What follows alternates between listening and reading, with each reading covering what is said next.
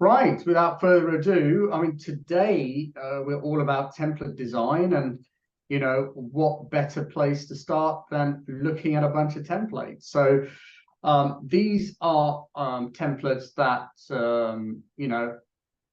our good panelist Alan has created for us.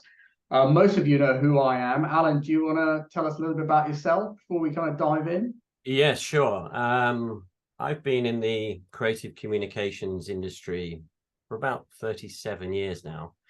And so I've spent all of my life, my working career, providing solutions for companies, for businesses, for people who want to promote their product or their business. I started in typography and then moved to magazine design. I've always kept up with technology, and for the last 25 years I've worked in the financial sector for looking after some global companies, global brands, small individual fund managers, and I've done a huge array of projects, from website design to email templating to videos to launching new funds. I've primarily mostly dealt with pretty much every type of project you can imagine. I have a very much a can-do attitude. As long as there's a will, there's a way. I've always aligned myself with the people that I collaborate with, in the sense that I want them to succeed. Creative communication, marketing it works hand in hand with each other, and to collaborating together, having a really keen eye for attention to detail, really understanding what the objectives are for the company, for the people that are involved in the company. I find that's key, and my passion lies in seeing other people, businesses succeed in successfully obtaining the success in their objective.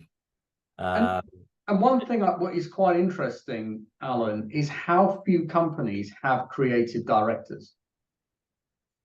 Well, yes, in the finance sector. Yeah, and my question would be, what value does it create? I mean, I've seen it. I mean, I've worked with you for the best part of 10, 15 years now, and I've seen the difference a creative director role brings to marketing. I mean, do you want to elaborate a little bit on that? Yes, sure. I mean, now I'm seeing a lot of financial companies actually looking for creative directors. So I think I was very fortunate to work for Eric Sturzer Investments in-house for some 5 years, and there's a great learning curve, actually, because I've worked for various agencies, and we used to look after a whole range of companies in the finance sector. And you would be working on quite a lot of companies. And then I went in-house and I learned everything that was behind the stage, you could say, learning about the So why would an asset manager who's on this webinar, and this is the replay, think all I need is a marketer and a graphic designer? I don't need a creative designer. How would you convince somebody?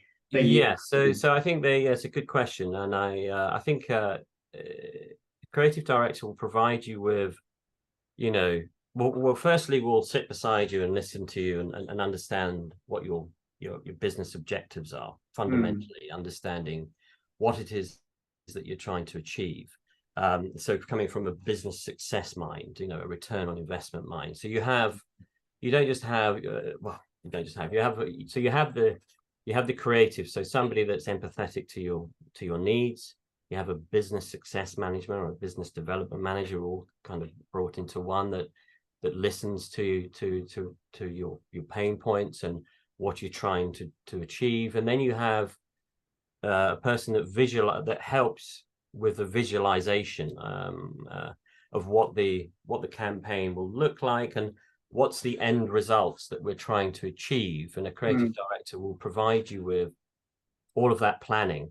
It'll provide you with the creativity, They'll provide you with they will provide you with all of the touch points that you have to think about. They'll provide you with the copywriting aspect to it, the visual identity. They'll ensure that there's a consistency in all of your marketing communications. I mean, sometimes you find when people outsource designers, which is always great, they might only work on one piece of communication. And that communication may be very different to the website, for example. So you might find there's a pattern interrupt in, here I am looking at your website, or going into your offices and getting an understanding of your kind of branding.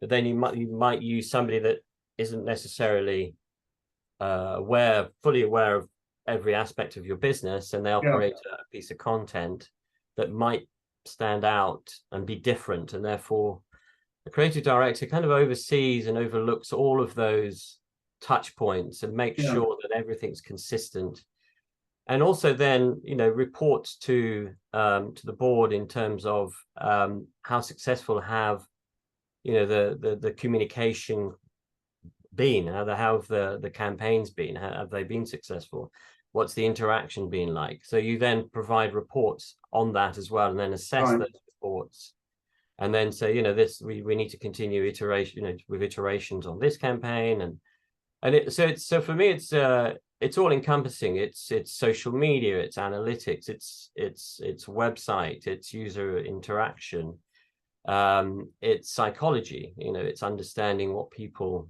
what the pain points of people, how much time do they have to interact with your content, and then at the end of that, it's return, it's return on investment for it's having a good understanding of return on investment, speaking the same language as people do in finance, which is numbers. So I like to combine art, the creative side, with numbers, which is the science.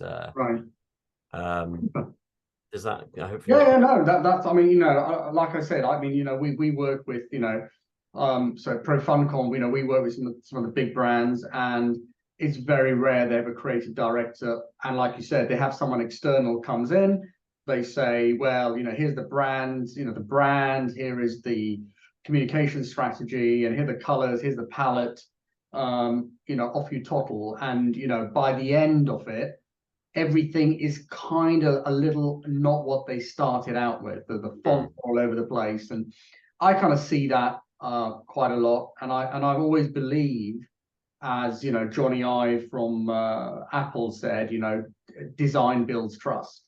And if if there's any industry that needs to generate trust, it's financial services. So I think the benefits of a creative director in that respect as well is that they will oversee all aspects of your communication. A good one will make sure that they're all aligned. And there'll be some searching questions at the beginning to really get to understand what the business is about. Obviously we can do research externally, but it's the one-to-ones and the questions that are asked that give you the most information, and then you can start to create a campaign and visualize what the future is for them for success. And and I have to say is that what we're finding, because obviously we as ProFundCom, we have a marketing automation platform. We're talking about emails today. We run quarterly reports on the state of the nation, and you came up with an interesting stat earlier on, didn't you, Alan, about how many emails how emails is actually not a dying channel, is actually growing year on year. Yes, growing year on year, and there's at the moment, according to Statista in 2021, there's 306 billion emails are sent and received each day, and it's it's just continuously on an upward trajectory. And thus today, we're going to talk about how do you all the hacks, all the things that go in to build out a great email marketing campaign. Hopefully, yes.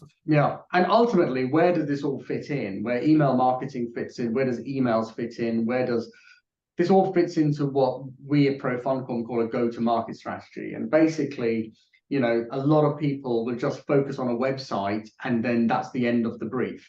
But actually, and I think this is what you alluded to from a creative director point of view, is that the creative director kind of oversees the narrative of the fund, you know, the brand awareness, the demand generation, the tools that help you do the engagement and the analytics, and all that comes together under the guise of, you know, creative directorship. But I think there's also the element where on a regular basis, you've just got to be creating content, analyzing it, creating content and analyzing it. So this is what we kind of the automated go-to-market marketing strategy is the more content you're able to generate, high quality content, you've got the ability to then analyze it, and that then feeds into the funnel.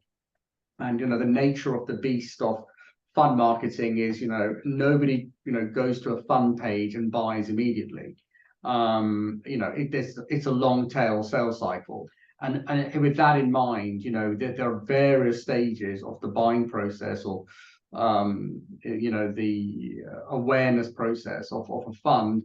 And you've got to kind of basically be able to, with technology, have the ability to target people with the right content at the right time. And why this kind of nurturing is so important is because at any one time in your audience, about 5% are ready to invest, but 95% are potentially going to invest at some point in the future. So it's not just about creating content once and capturing that 5%. And of those 5%, you've got to touch them 5 to 11 times. It's actually building out nurturing campaigns and marketing automations that all feed into this. But without, you know, the kind of creative that sits on the top, which then is fed by content, you know, the challenge becomes in kind of the brand fidelity. So that's kind of a bit about the marketing automation side. So here, straight into time-saving hacks. So what I thought I'll do is I'll quickly kind of, there are two hacks that I found very useful, and then we'll move on to what Alan has. The first is the best hack that I've seen materially add benefit is the ability to automatically build templates. So once you've got your brand in place, is to basically take data from places like Preqin, Broadridge, Dakota, any of these places, and just feed them into your template. So essentially, your templates are ready to go as soon as the data is published. And some of our larger customers have actually implemented this automatic template building to a point where as soon as, you know, the prices are available, as soon as the AUM, the NAVs are all released, the templates automatically built. So that's kind of one way of materially speeding up the template build process as a really, really clever hack. The interesting thing is that sometimes this doesn't get adopted because I get told, well, my marketing team doesn't do anything anyway, so making the templates generate quickly, I've got no work for them. And it's like, so we're not going to buy this part of your platform, Paul. And I'm like, wait a second, surely we're adding more efficiency. And bizarrely, sometimes people don't want efficiency. They're quite happy being inefficient. And I think by, you know, having that kind of creative directorship, it's like, that's the kind of person would understand to say, right, get these templates out as quick as possible. Here are the other things that as a marketing team, you know, we need to be focusing on. So that's one of my better hacks, Alan. That's one of my better hacks. The other hack is this one. And this is basically, you know, when the send out process is incredibly stressful because you've got to know whether your emails are, what do they look like in different platforms? You know, what do they look like on different devices? You want to have the ability to do that. You want to have the ability to see in real time, are your emails being seen as spam?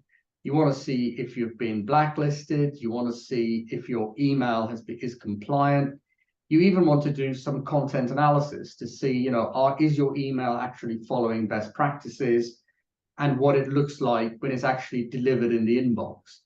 And what is really interesting is like one of the great hacks is actually being able to have tools that allow you to do this. And lots of tools are available to do this. You know, we at ProFundCom bring it all together. Yeah. But the challenge is, you know, you send out an email and send it to someone's iPhone and then send it to Outlook. It is just an absolute nightmare to get the fidelity right. So so that's one of the good hacks I know. Alan, you're about to say something. That's great. Testing is so important. I mean, I use, obviously I'm very aware of ProFundCom, and I've used it for the last 10 years for various companies. And I do use this often. Well, I do it every time I do an email, actually, email before an email goes out. And then also, being a traditionalist, I also send it to all my mobile devices as well. But this is a great place to and before we started using ProFundCom, I would go to external places to check how it would appear on different platforms. But it's great that you've brought this all together. And if you go onto our website and click on free tools, for the price of your email address, you get this for free. And Wow. not many people know that. So Yeah. that's a hack for everyone who's joined the webinar today. So that's great. So that's one hack, you know. So the two hacks really. One is the automating of the email templates. That's a lot of work, but it's absolutely worth it. Content analysis, that's available on our platform and, you know, free on our website. So there we go. These are yours, and I love them, Alan. So do you want to take us through them? Sure. Okay. So the first one, it probably is a bit obvious, but I thought it was worth touching on, because what happens, I find, is that, you know, we start, we have to create a template to send some piece of communication out. Okay. So we open up our tools, and then we kind of get sucked into the technology. And what I wanted to bring it back down to is remember that you know, this piece of communication, treat it like it's an email to a friend, perhaps, but you have to always bear in mind that you are sending it to another human being, and in order to make it engaging, you need to spend time, which will save you time in the long run, and also create better results. And that is, just bear in mind that it's other people's time that you're trying to take for a moment or two, and the email that you're creating will land in somebody's inbox, and therefore, you know, make it valuable for them, and always bear it in mind that it is another human being that's going to be reviewing it. And obviously the email in the inbox doesn't just stop there. They then, if you write or create a really good piece of communication that lands in the inbox that's enticing, then they're going to go on a journey with you and your company. And so, you know, they're going to go from the email, they're going to be inspired by the content that you have, and then they're going to go on to an external place. They're going to go on a journey with you, which is maybe your website or a landing page. And you want some, and so it's, I just felt it's really important to always remember that, you know, we are communicating to one another. And then sometimes, you know, you can get lost in the technology, and it takes away that human aspect to it. So very important to always respect other people's time. But what I would say, and this is where, I mean, you definitely fail at this, which is a good thing, is people will get the tool out, they'll have so many options, and they'll say, right, I'm going to use every part of the tool, and I'm going to show the recipient, forget the message, just how clever I am. Yes, exactly. Yeah, and then, you know, the method there is keep it simple, and which leads on to the next thing, which is put pen to paper and plan out the user journey. What's the content going to be? What's the objectives? Basically, kind of draw out a little flow diagram of, it can be on, you know, you can use various design tools, or you could just use pen to paper, and it's really kind of, again, planning it out. You've got a piece of content and you want to plan it.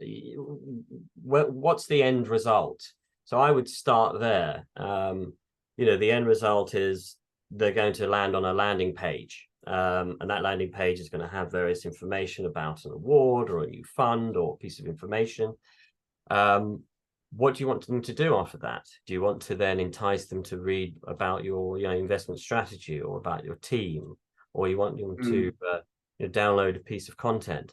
So you start there, and then you work backwards back to the email, back to the email template, and then that kind of gives you a good understanding of the touch points that you have. I mean, you may wish to not only promote the email template, the content via email, you might want to do it on social media. So they'll land on that landing page, and they may not have signed up for your email. So do you have a sign up form on that landing page? So you basically map out all of the interactions that your user could have. I think that's really important, but putting pen to paper. And again, always remembering that in the back of your mind that this is for a human being that is interested in your content, and you want to keep them inspired. Create consistency in your content. Very often, and the second point will help with this, is that I may click on a heading within an email, a piece of content, and I'll have a specific heading, and then I'll go somewhere else and the heading's changed, or the imagery that caught me in your email, when I get to the landing page, the imagery is not there, or it's very different. So you want to ensure that you have a consistency, in your content, and in your styling, so that people feel like when they move from one place to another, they feel safe, in essence. They feel that there is a consistency. Okay, I'm being my hand is being held here, and I'm going along this journey, and it just adds to it just shows that you thought about these things, and there's a certain amount of professionalism behind the way in which you showcase your brand, your identity. Alan, I've got a trigger warning for you. Somebody's just asked a question. Are you ready for this? Yeah. Okay. Question is, what is Alan's view on using stock art? Oh, wonderful. I think this. I mean, just say, do you mean things like? I think things like Pexel and iPhoto and that. Yeah, iStock or Unsplash. Because some people frown on that. So what's your view? Well, it's really a lot about it's about budget, really. Right. I think painstakingly spent lots of hours and hours when working for other companies that had a specific budget. We would look for a certain style of imagery to use from stock agencies. So I see them as a benefit. There's also, dare I say, there's the artificial intelligence, which is starting to come out with some great, well, they already are coming out with great imagery. Right. If you have a budget, and we have in the past worked for clients that have had a budget for photography, which has enabled us to go in and photograph their environment, their exterior, every person, and create a really authentic representation of those people. So I think, yes, if you can get a budget for obviously doing the more expensive side, which is photographing what it is that's unique about the company. If you don't have that, then using imagery from stock agencies is a great thing. I would just say that you try to maintain a certain style of photography throughout, so you're not changing from illustrations to photography to pastel, or all these things. So again, going back to the third point, create consistency. Right.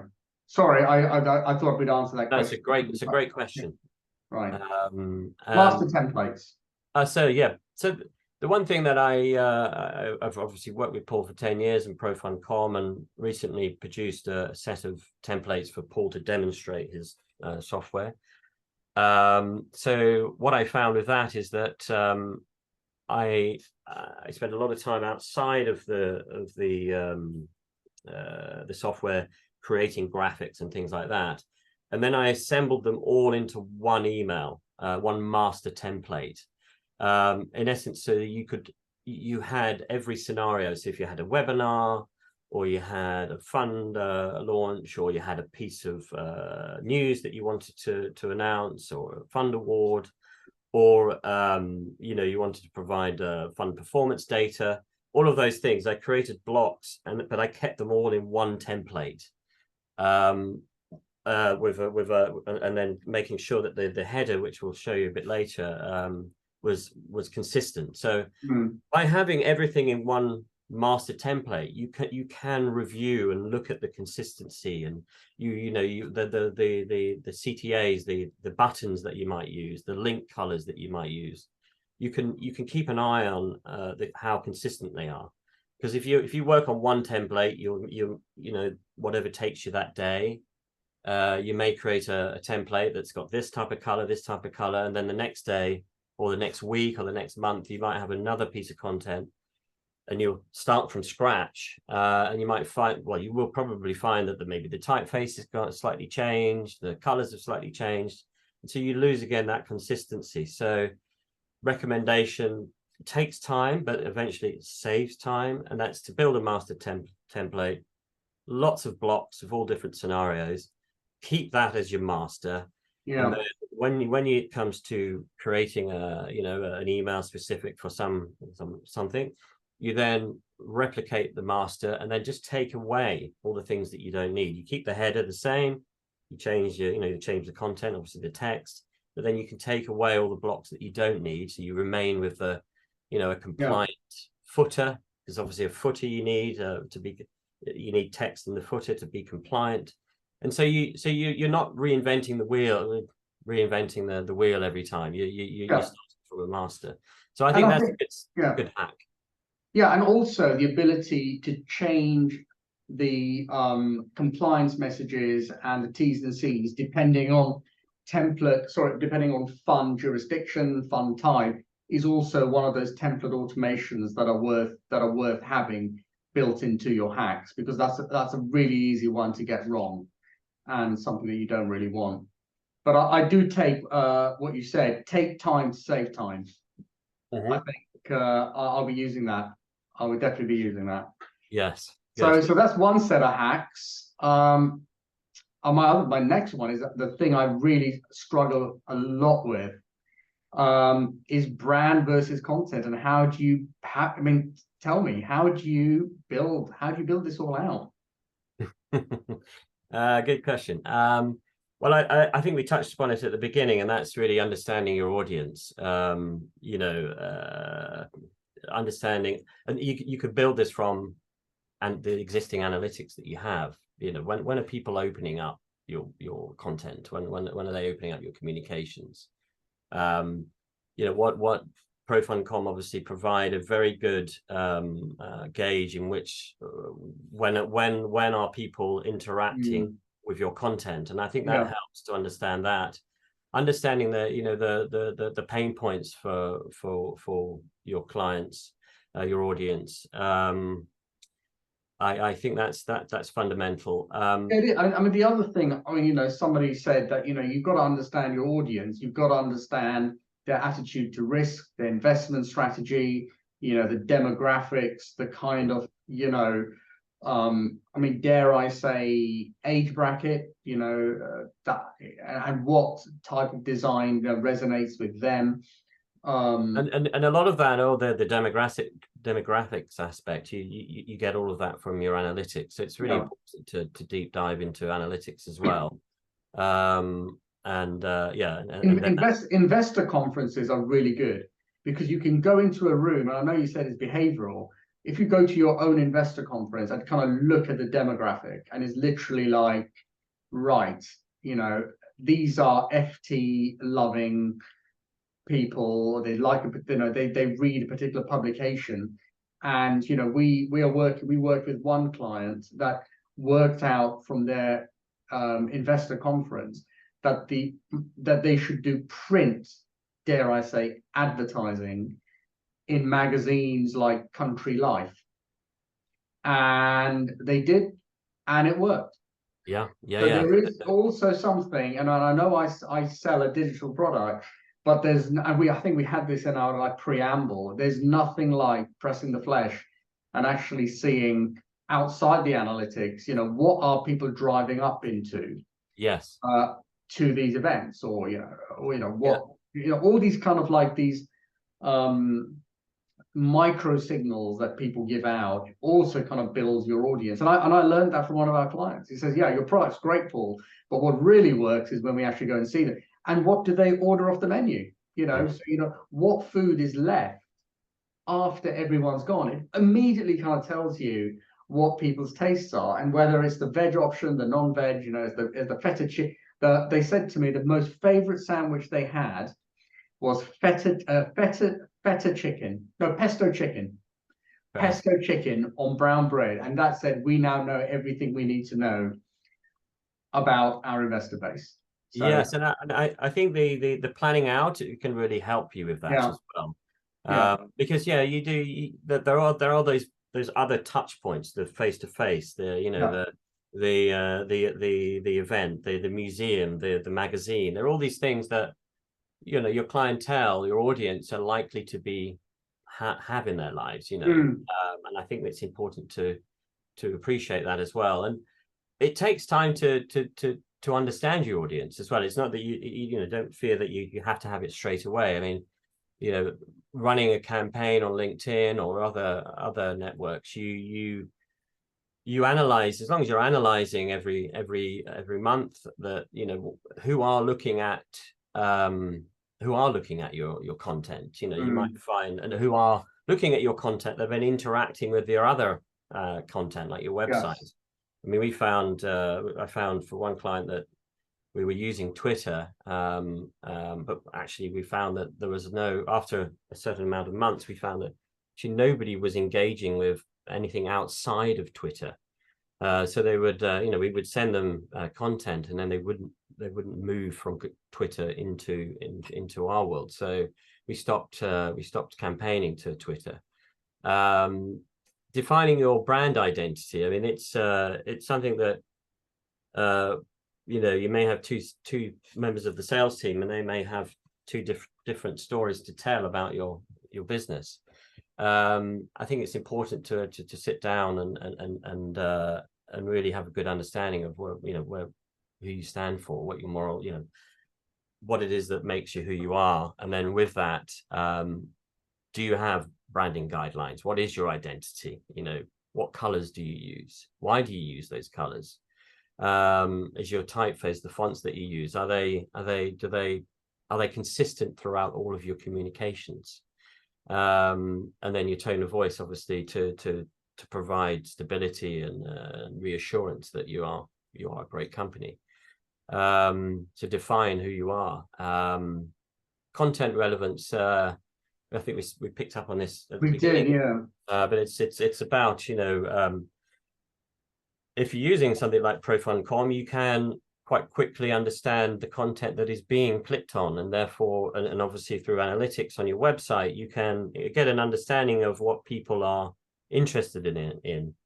And then you can automate and build out email templates that if I'm interested in European equities, for example, then you can automate, tailor an email that will just provide them with information or various interesting articles or a webinar or, you know, a video that's specifically on European equities.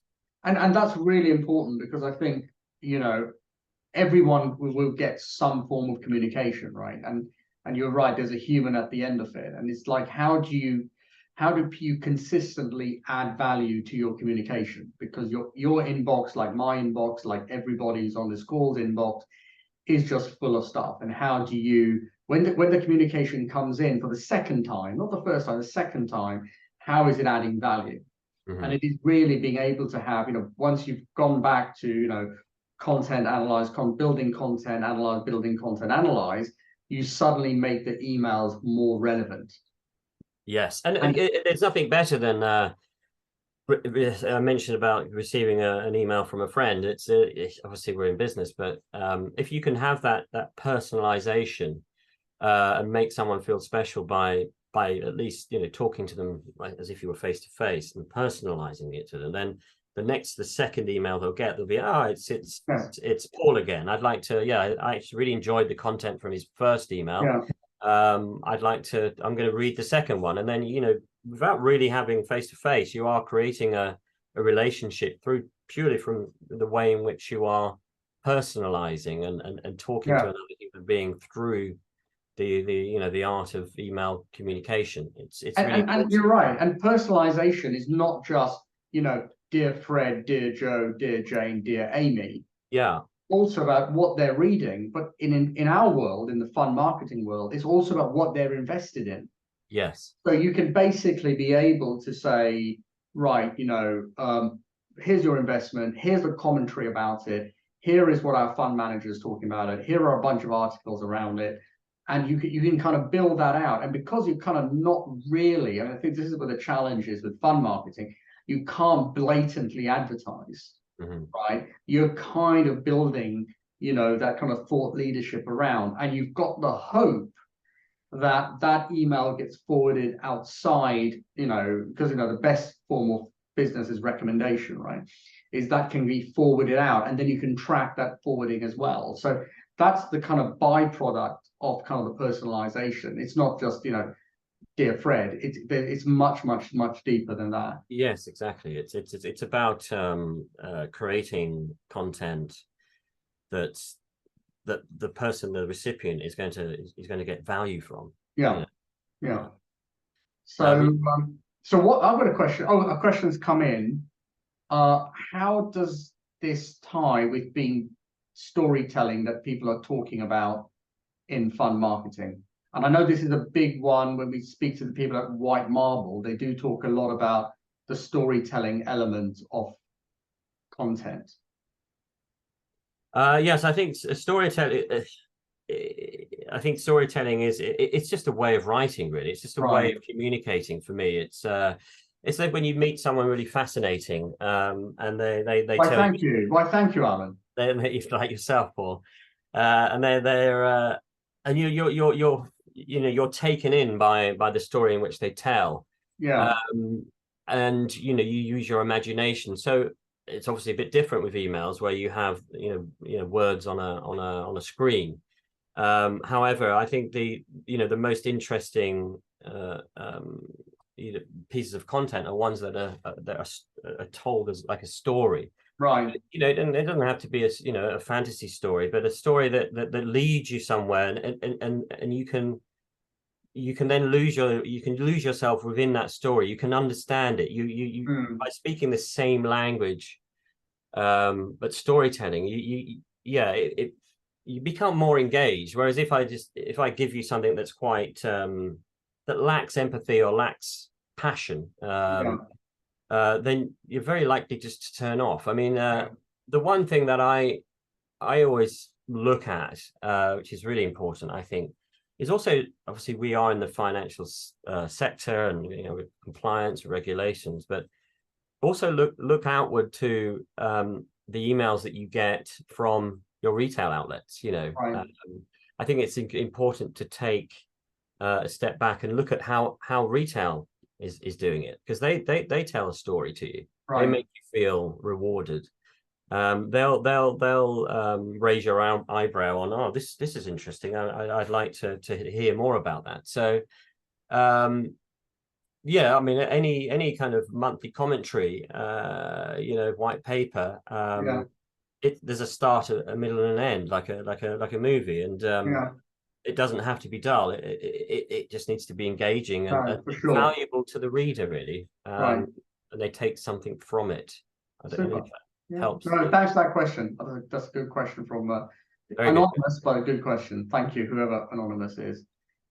So A/B testing, I mean, that's pretty much just send what we've been talking about, send stuff out, see what's working on various variations. Super. So we've got about 20 minutes left, so we're kind of on the home straight. So effectively communicating values, which kind of ties in, I think. Find your voice. Again, a bit of storytelling. How are you going to compose a piece of content? How are you going to express yourself?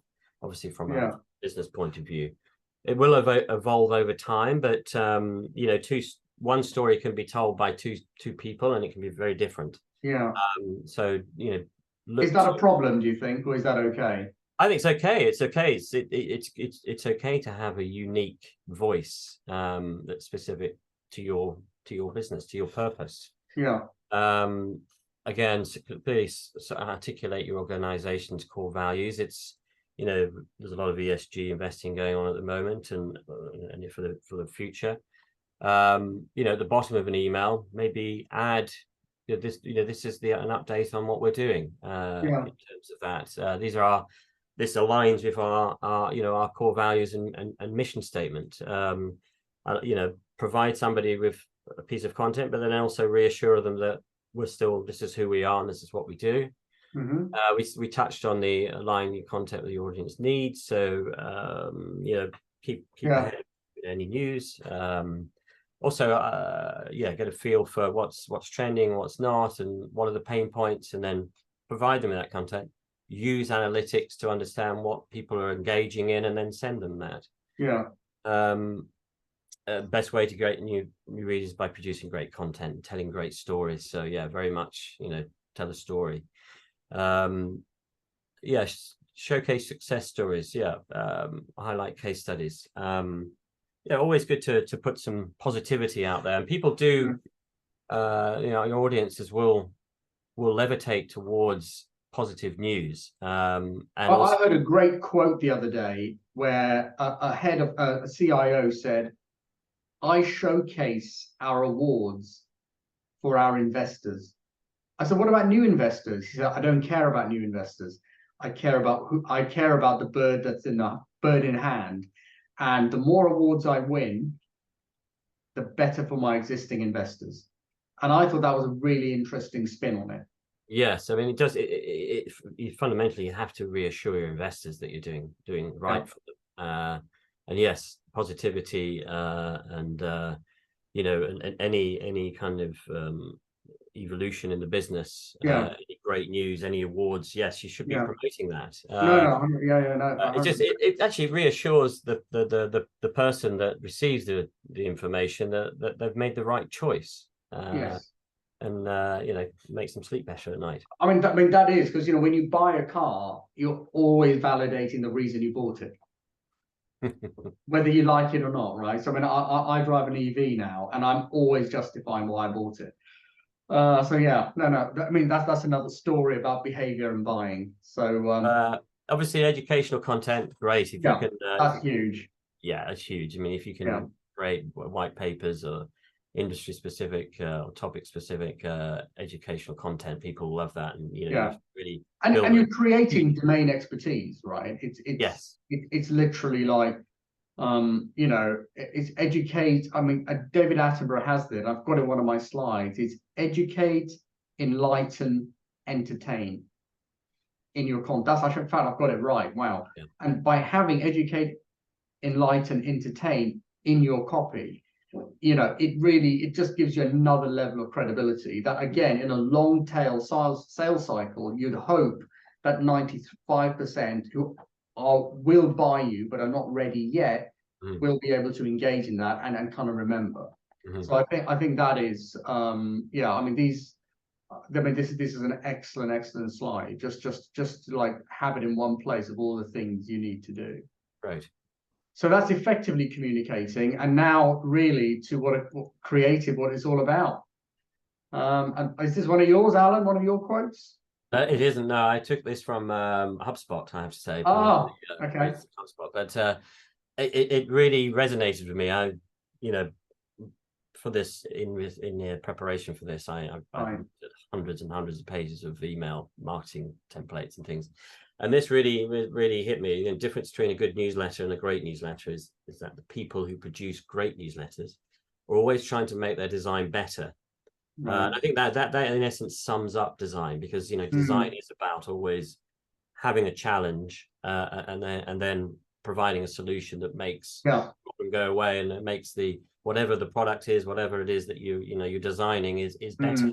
And it's better not just for the designer's point of view, but for actually the people that use it. Absolutely. And that's that whole thing, there's a concept of good to great by, I think, Jim Collins, I think that's his name, where he just talks about just making incremental improvements in everything you're doing.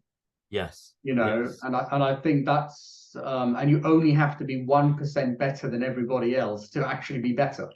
And it's really quite rewarding for everybody involved, because, you know, that as you keep creating little iterations and, you know, ideas come about, you do actually see it in the analytics. You know, when your bounce rates start to come down and people interacting more, it really is, it's quite joyful. I mean, I find it joyful for, you know, for the teams that I work for. So these are all the different components really to an email, which I thought we should touch on. And yeah, absolutely. I'm loving this. Yeah, and just this is, you know, when a creative director or you know, anybody really should be looking at these components, because these are all parts of the same package. You know, they are all parts of the jigsaw. So you know, your from line, you know, contains your name and an email address. You know, so that's the first thing that people see. And if you're sending it, if you keep it personal, so, you know, Paul at, you know, ProFundCom.com. Oh, it's Paul. Okay. And then you start to gain a relationship with that. Yeah, I mean, my number one absolute cheese off thing is no reply at. Yes, it's so impersonal. Yeah. You know, and especially, you know, you may have an issue that you need to solve, and you want to speak to someone immediately, you know, through communication, through email. You look at the email address and it's no RSV, you know, you can't, no reply. Yeah. So, okay, thanks for that. Okay, you've left me there. Okay, I need to spend a lot more time now to try and sort out my problem. Yes. So if you can send it, you know, from a personal email address, that would be great. And then also, or from your account manager, or, you know, yeah, your fund manager, make a huge, and, you know, they'll complain, but, you know, there are ways around filtering those emails out.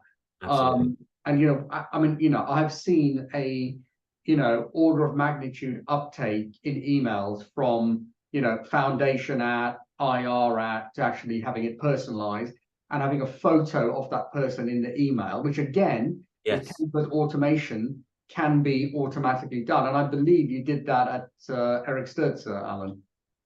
Yes, we did automate all the emails. We did put the logo in there as well. So and the photos of the. Oh yes, sorry, yes, the photos, absolutely. At the end of every communication, there was a person. There was a photograph, and that was big. And it would basically increase engagement, and it was done automatically because we knew, based on people's email address, who was receiving the emails, who their account manager was. Yes, exactly. Yes, thank you for reminding me of that. Yeah, so that was really good actually, because we had that one master template, and the footer basically had some coding in it.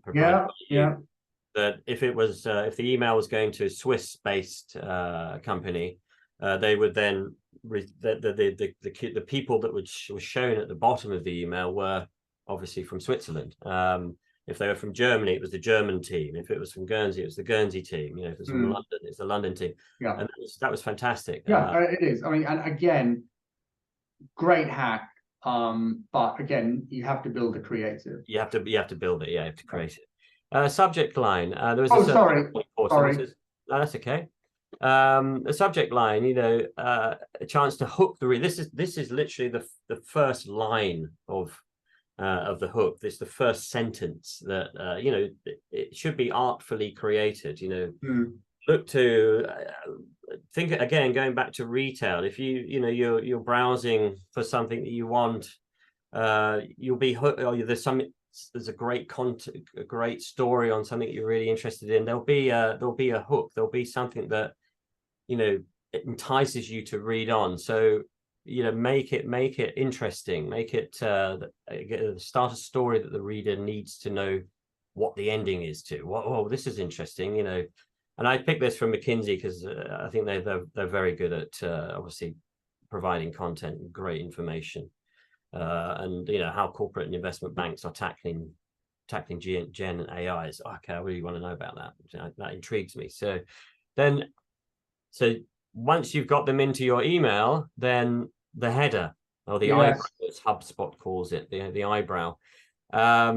This is, you know, this should be consistent really throughout all of your emails, so that people are reassured of who you are, who's it coming from. So this is the header, and if having that master template, you can always have that, will always be there. So really important to, you know, catch somebody's eye, draw them in, and show them the essence of your corporate identity. You know, make it powerful, make it engaging, keep it consistent. So that's another thing that you should always look at, the header. Yeah. Here we go. Then the body copy. You might find some emails are literally a long tower of text, which in essence, for myself, it shows a lack of love for the content that's being provided. So if your readers are not reading it, it's because, you know, there hasn't been enough time and effort put into realizing who it's going to be sent to, and then making it so it's easy to read. And so body copy, make it easy to read and flow well, you know, break it up into short paragraphs. Do you think that's because we've stopped reading and we've learned to scan more as time has gone on? It needs to be broken up in a particular way. Yeah, the only exception to obviously long text are books, when you know what you're reading in your own time. You know, there's a lot going on a monitor. Visually, there's a lot to take on. Yeah. And from a typographical background and studying typography was my first job. In essence, it's an art form, and text should always be provided in breaks, and give the reader time. I mean, even give the reader time to digest what they're reading. As I say, books are very different, but when it comes to communications, I think it's important to break up the flow, so that people have a pause. Actually, people have time to digest that thought, that idea, that piece of knowledge, and then move on to the next. Visually, aesthetically, you know, psychologically, it's easier on the eye, and it's not overpowering when you first see it. So I think that's always been a fundamental, really, of communication, is the art of typography, is presenting words on the page in a way in which it allows the reader to enjoy them at their own pace. Massively important when you're doing graphics and breaking up your text to make it easily readable is to obviously to keep a really good understanding of a lot of your information or your content will be read on the mobile. And so breaking up the text, I've given an example here of McKinsey and how the imagery and the text works on a mobile. And I think it's really important to always remember that, you know, most people are reading your information on mobile when they're outside of the office. And again, you know, I think mobile, I think it actually works better if it's not broken up as much, because the screen space is that much harder. So I do like kind of what you've done there.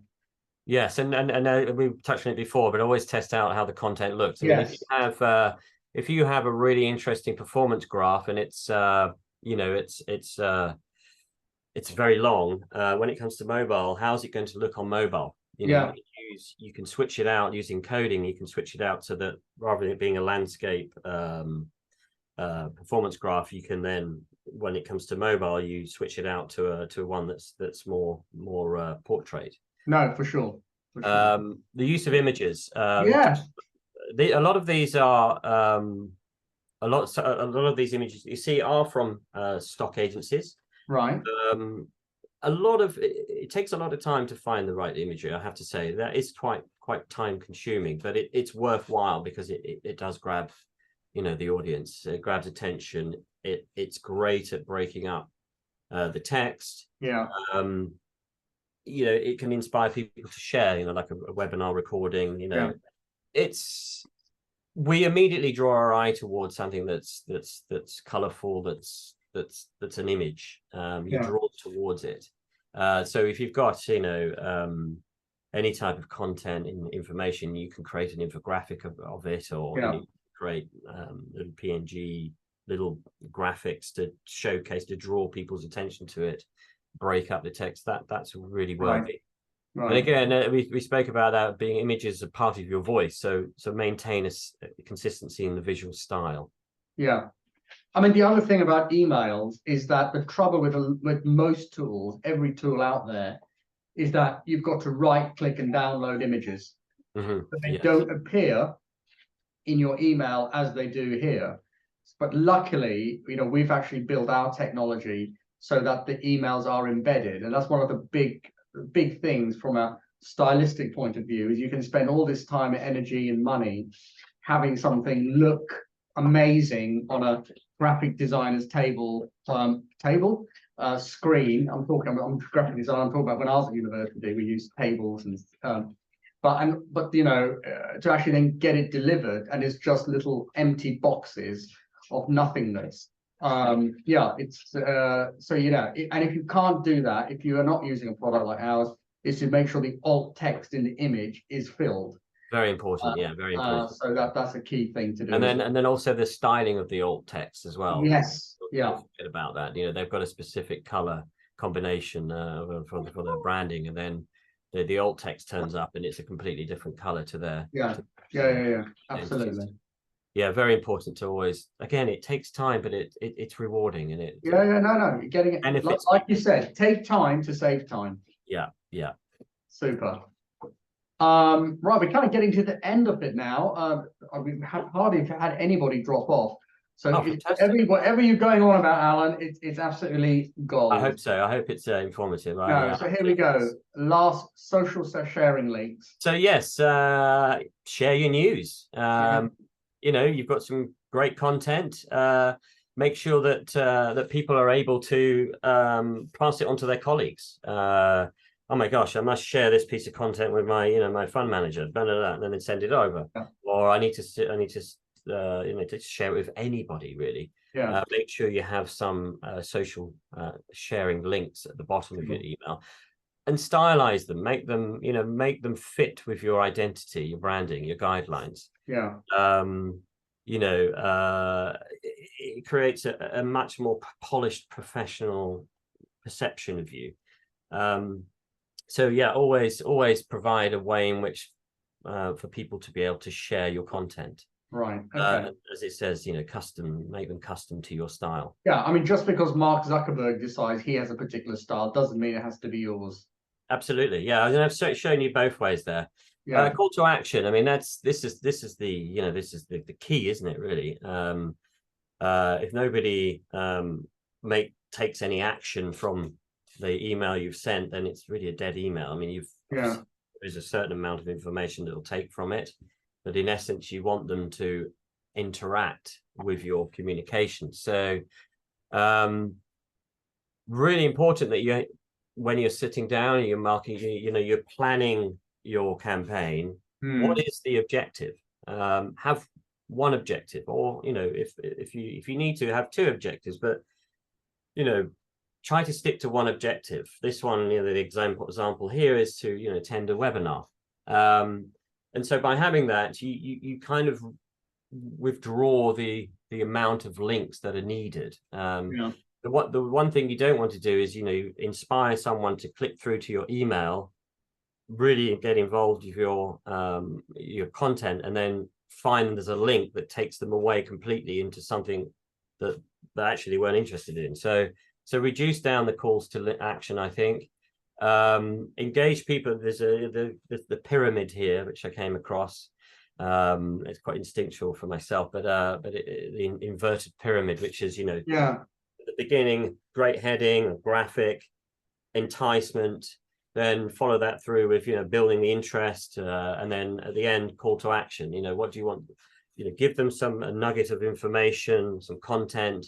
And then if you need to know more, you're interested to know more, then click on the call to action. And, you know, if it's, you know, have it in multiple places, because have it in multiple places going to the same link, to the same landing page, because people sometimes they scan through the content, and they might scan through it and not pick the first button, but maybe the next link or the next link, but they all go to the same place. And it is quite useful, actually, because in our product, you can actually see which buttons are being clicked on the most. So that really helps the design. And we've found the lower the button, that gets clicked on the most, because obviously digested the content and clicked on it. Yes. So, yes. so that's just a nugget there. Right. I think we are on the hour actually. Okay. So test your templates across. Yeah. We've mentioned that always. Data-driven improvements. Always spend the time to sit down and look at your analytics. Again, what are the other, these wonderful human beings that you're communicating with? Yeah. What are they interacting with? Are they engaging? Are they not? Refine, reiterate, and refine until they are engaging. Yeah. Never forget design. Well-designed template reinforces your brand's trustworthiness and fosters recognition. If the next webinar, if I look completely different, I had different hair, you might find it a bit unassuring. So, having a well-designed template that sticks within your guidelines, over time, people get used to it. And rather than thinking about all the different colors that may have changed from this to the other, they actually just focus on the content. So, no, sure. I mean, that would be like, consistency is suddenly if you're bald and I grow hair, right? Yes. So there we go. Very interesting. So that is it. We're on the hour. Well done, everybody, for staying on with us. Thank you so much for being part of this. Yeah, absolutely. And here are Alan's details. They will be circulated at the end of this in the replay, which will go out over the weekend. Alan, we've got 2 questions have come in just at the dying moments. What is the benefit of having alt text in images? Very good question. Very good question. So if you're not using ProFundCom and you're using another email software, as Paul mentioned, the images will be blocked. The advantage of using alt text is that so that when you just see a blank space, in essence, by putting in what that image represents, the person that receives it still has an indication or understanding of what it is that missing block is for.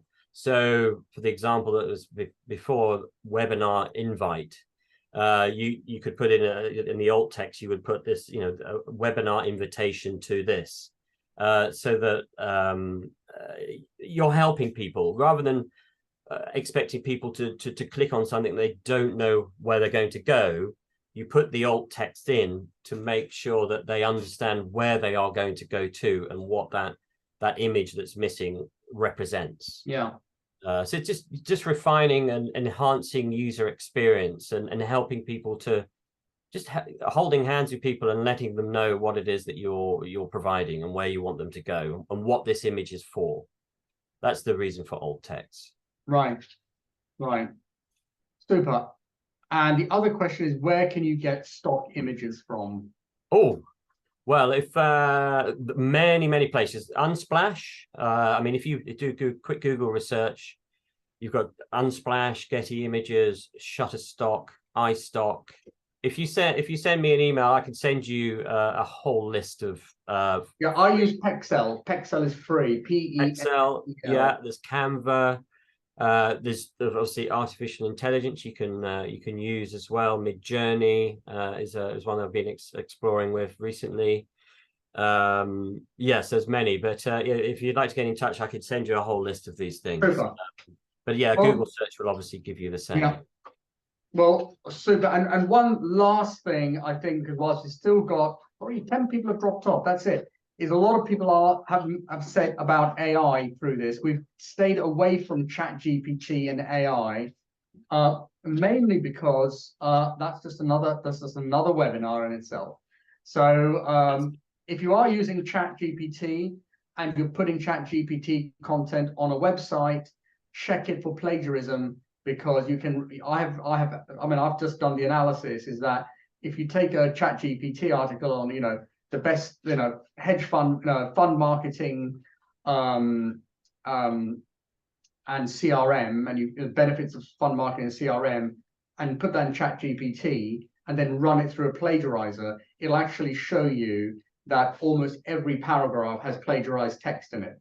and then you put that into Google, Google finds that out and works out it's AI generated, and it'll actually take you down your SEO rankings. So, but that's another topic for another webinar. Yeah, so now I think, yeah, using it for that purpose, you kind of lose your uniqueness as well. Yes, You should be promoting what makes you your differentiator and what makes you unique.